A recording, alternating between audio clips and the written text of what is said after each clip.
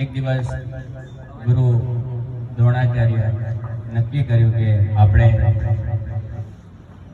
આટલું બધું ભણાવ્યું છે તો આ વિદ્યાર્થીઓની આપણે પરીક્ષા લેવી અને નક્કી કર્યું કે ઝાડ ઉપર એમણે ચકલી ગોઠવી અને વારા પરથી દરેક શિષ્યોને બોલાવવામાં આવ્યા।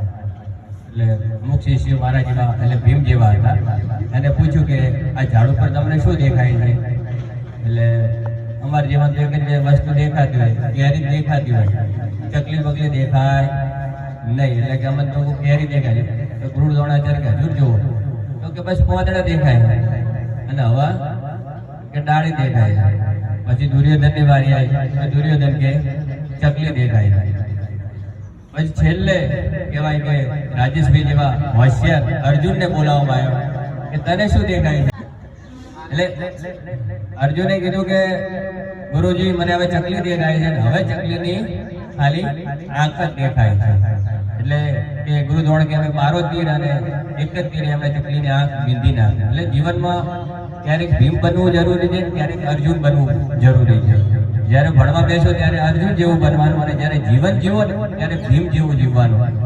ખાલી આપણે કેરી દેખાવી પણ આજુબાજુના જે ખુદ દેખાવાનું હોય નહીં, કારણ કે લોકો તમને તમારા વિરુદ્ધ ઘણા બધા કહેવાય કે નેગેટિવ વાતો ફેલાવશે, પણ આપણે એ વાતો તરફ ધ્યાન આપવાનું નહીં। આપણે આપણા કામ તરફ ધ્યાન આપવાનું છે। લોકોને જે કહેવું કે આપણે કોઈ ફેર પડવો પડે નહીં, આપણે ઓનલી ફોર ફોકસ આપણા વર્ક ઉપર હોવું જોઈએ।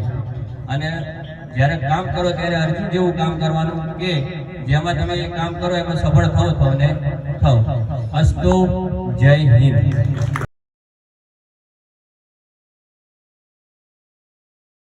भालू बोने के लिए जंगल में गया। जब वह हल चला रहा था तब एक भालू आ गया और बोला, किसान मैं तेरी हड्डी पसली तोड़ डालूंगा। किसान ने कहा, नहीं ऐसा मत करो, आओ हम मिलकर आलू बोते हैं, मैं उसकी जड़ें ले लूंगा और तुम्हें उसके पत्ते दे दूंगा। भालू बोला, ठीक है, लेकिन धोखा दिया तो फिर कभी जंगल में मत आना। कुछ समय बाद आलू की फसल अच्छी हो गई। किसान आलू निकालने के लिए आया और भालू भी सामने आ गया। उसने कहा, किसान आओ आलू बांट ले। किसान ने भालू को पत्ते दे दिए और खुद जड़ें लेकर गाड़ी में लादकर बेचने चला गया। रास्ते में भालू फिर मिला और पूछा, कहाँ जा रहे हो? किसान बोला, मैं जड़ें बेचने जा रहा हूँ। भालू ने कहा, मुझे भी एक जड़ दे, मैं चखना चाहता हूँ। किसान ने उसे एक आलू दिया। भालू ने खाकर गुस्से में आकर कहा, तूने मुझे धोखा दिया है, अब तुझे जंगल में कभी न देखूं, वरना तुझे चोट पहुंचाऊंगा। अगले साल किसान ने गेहूं बोया और जब फसल काटने आया तो भालू फिर सामने खड़ा था। भालू बोला, अब मुझे धोखा नहीं दे पाएगा, दे मेरा हिस्सा। किसान ने कहा, ठीक है प्यारे भालू, तुम जड़ें ले लो और मैं पत्ते ले लेता हूँ। दोनों ने फसल बांटी।